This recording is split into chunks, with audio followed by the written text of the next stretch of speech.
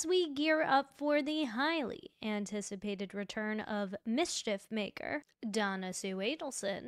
I figured we'd hobble our way down the Adelson Disney Vault and explore some of their other greatest hits, including this little gem from daughter Wendi, where she gets giggly at the topic of human trafficking whilst flogging her Walmart discount bin semi-autobiographical book on NBC Miami. There's a lot of humor built into the book. It's not it's not an altogether dark book. Hello, hello, hello, and welcome back, roommates, to another titillating edition of Alexasrewm, where we are not lawyers, we are not medical professionals, and we are not law enforcement. We are just people. People who have opinions about all things going on in the true crime community, including this interview with Wendi Jill Adelson on NBC Miami circa 2012, where she's shilling her thinly veiled diary entry, "This is our story," like it's the next great American novel. As always, I link every single clip I play in all of my videos in my description box so you can check them out at your own leisure. Wendi Adelson with a book, and even the interviewer doesn't know what to call this piece of garbage. Here more to discuss about human trafficking, and again, like we said, just it's a widespread issue that it's hard to believe it is happening right here in the United States. Welcome, Wendi. Thank you. Thank you for being here. Wait, did Harvey really take that photo? It's giving jewel pieces of you. Because nothing says buy my book about human trafficking like a glamour shot taken by my dad's Nikon cool pics. With us. So before we get into it and get into your book, how is it that these women get here to the United States, and why the United States? Sure. So throughout this interview clip, there's a couple of like animated bits like the owl flying down. I think this was created by the person who posted this, fancy fiction, so just as an FYI. Human trafficking is a problem that happens all over the world, and oftentimes people think it's just people who come from other countries, but actually victims of trafficking are sometimes born in the US or have legal status in the US. So it's people coming in as well as people who are born here, and we're talking about sex trafficking as well as labor trafficking. So domestic servitude, agricultural industry, as well as the commercial sex industry, which seems to get the bulk of the press. So you're saying maybe someone who's a housekeeper.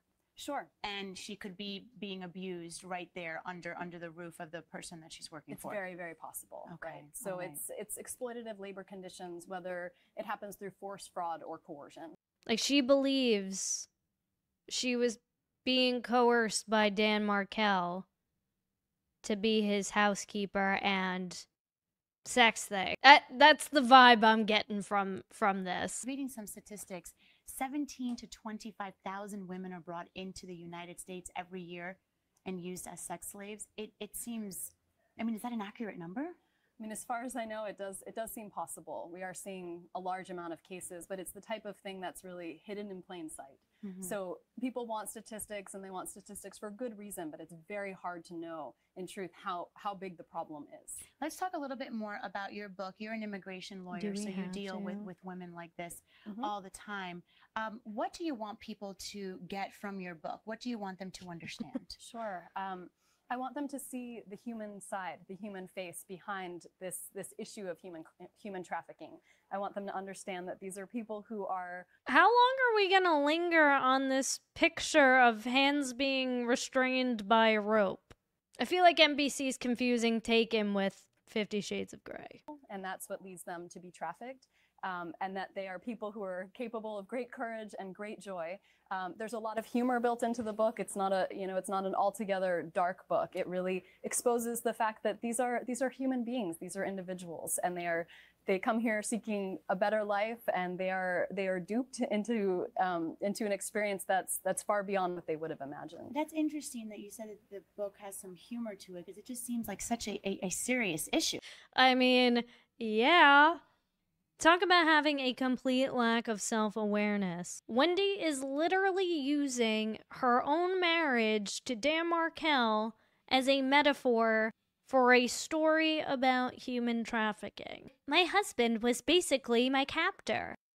Okay. Very serious issue. I don't mean to make light of it, but I included the character of their attorney who tries to help them through the process of their criminal trials and their immigration legal experience, and really tries to help them move on. It's an experience that really breaks their spirits, and the book doesn't end right when they're discovered, right when their experience of trafficking ends. The book continues on to show them trying to live normal lives in the United States and trying to move forward. Yes, you mean trying to move forward with your life, Wendi, after your hangnail of a brother Chuckles and your neurotic domestic coordinator conspired to unalive your husband. Just for many of these women, even though they are free from these traffickers, they still live with this sense of fear, because Absolutely. One of the reasons, and I'm assuming here, and please correct me, is if they leave, if they run away from these men that are holding them, they can possibly hurt their families, Absolutely. Kill their families. Sure. So they always live with this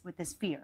They aren't necessarily physical chains, but there's a large amount of psychological coercion that goes into convincing people that they will harm their families. There's a large amount of psychological coercion that goes into convincing people that they will harm their families if they try to leave, and that keeps people in servitude. I don't know if you guys have seen the Jeff Lacoste police interview. I haven't watched it fully in depth, but I do recall he used to be the boyfriend of Wendi while she was going through this nasty divorce leading up to Dan Markel being unalived. And what he says in this police interview makes so much more sense after watching this interview and just getting a basic understanding of the book and hearing about her talk about it in future testimony, which we're going to talk about in a little bit, because she basically convinced Jeff Lacoste that Dan Markel was abusing her. Whether or not that's true, who knows? There's no exact proof that he was or wasn't. There's some laws in place to try and shut down human trafficking, but there's something that also we as citizens can do. You said that there are some places we may drive by and it could be going on behind those doors and we may not even know it. Sure. It's kind of like hidden places. What should we be keeping an eye out for? That's a great question in terms of what are indicators of human trafficking that you might see. You see a situation where you feel like someone is being victimized in some way, whether it's a child, whether it's an adult. There are hotlines. The Department of Children and Families has a hotline that you can call if you see something that looks a little bit suspicious. If you see a young girl, maybe from the same or a different ethnic group, taking a shower outside, if you see a young person in the neighborhood that doesn't seem to be attending school. Were you not attending school? Were you seen taking showers outside? That seems to be in the home. How and young staying there. are some of these women or girls? I mean, they could be as young as 5, 6, 7. If we're talking about individuals serving as domestic servants in homes. Wow. People working in the agricultural industry. I mean, there are so many industries, especially in Florida. Florida is actually the 3rd worst state for human trafficking. Wow. Well, Wendi, thank you so much for coming in and talking about this issue with us. And you can find Wendi's book, This Is Our Story, in bookstores. And now I know what you're thinking. The link to her website no longer works, unfortunately. Although her book still is available for purchase on Amazon. And you can get it on Prime. Enjoy fast free delivery. There you go. You can also get it on Kindle. Available instantly for $13.71. I mean, I just wonder how many sales she's gotten over the years since she's published this thing. It's been on the internet for 13 years. Author is clueless on topic of her own book. Bloomin' heck, even Plevin's got a better rating and more reviews than she does. And this book's been out since 2012. Now, the contents of Wendi's best-selling novel can be brought up in Donna's upcoming trial, which begins this Tuesday, August 19th. The Judge Everett, isn't going to block questions about this book. Just like when we were back inside the courtroom in 2023 for her brother Chucky's trial. The book event that you were asked about, did that event happen? I didn't speak at the event, but the event still happened. Have you had several events related to that book that have happened? By the way, I have the biggest crush on Georgia Cappleman. And I mean that in the most lesbianist way. Like, girly pop is always serving face. And And I cannot wait until she goes face to face with Wendi again, because it's such a weird dynamic. Because Wendi is, I believe, both a state and defense witness. And the state needs her in order to nail Donna. But you can tell in George's tone, her demeanor, her eyes, that she doesn't believe a dang thing that Wendi says. But Wendi's got immunity with the state. So anything that she says, and this is part of what we went over with that motion to quash, that subpoena from Donna's team, was all about, essentially. Is Wendi was like, well, if I say anything that could potentially get me into trouble there, when I'm getting cross-examined, no holds barred for me. It's like watching someone politely share an Uber with the same person who keyed their car. Like that's Georgia and Wendi. And what events were those? Do you mean just in Tallahassee, or do you mean in other places? Everywhere. I've spoken at various schools about human trafficking and about my book. I think there was one event that still happened in Tallahassee about a year later. And is that the only book you've written, or have you written more than one book? I've only written one book. Wendi was like, one and done, probably saw the sales to This Is My Story, and she's like, I'm out. I don't even think Dan read her book. Or I feel like I saw either he didn't read her book, or he did read her book and he thought it was dumb. Because it is dumb. The book was about human trafficking and about the vulnerabilities that lead to trafficking, the problems when it occurs, and basically how to recover from it after. Where was the book set? It was set in a fictional town. What was the name of the fictional town? Hiawassee Springs. So Hiawassee. Is it located in the panhandle of Florida? No, I used to see the name when I was driving from Tallahassee to Orlando, so it's somewhere in between. And was the place modeled after Tallahassee? It was She cannot hold in her face. only somewhere in Florida, but not supposed to be about Tallahassee, no. Who was the central character in that book? So there's 3 central characters. One was one of my clients, kind of a composite character from Eastern Europe. One was kind of a composite character of many clients I've represented from Latin America. And one was a public interest lawyer. And was the public interest lawyer Lily? Yes. And is that the character that's sort of based after yourself?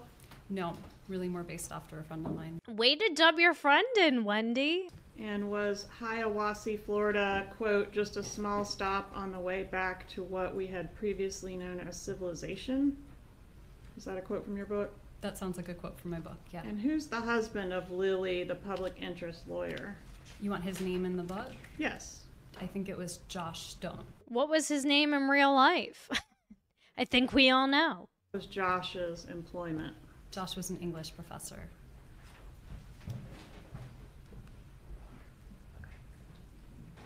I'm sorry, what was your answer?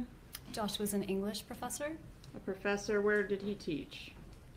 It's been a while. I wrote the book over 10 years ago. I don't remember what I named the university in the North story. Florida State University? That sounds right.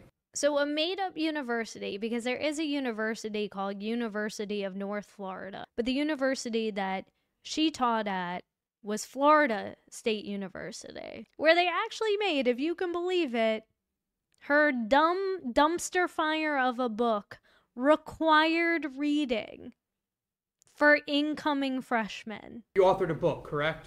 I did. In the spring of 2014, your book was selected by FSU for what was called the One Book, One Campus event, right? That's right. That means that your book was going to be required reading for all incoming freshmen at FSU. That's right. And that means that we're talking about the incoming freshmen after the summer of 2014, right? I was supposed to speak at Convocation in August. When I learned that absolutely sent me into another dimension. And in the book, does Lily lament, quote, "We moved to this godforsaken place for Josh's career"? Yes, that sounds like a line Lily would say. or a line that you took out of your playbook and something that you did say because you didn't want to move to Tallahassee.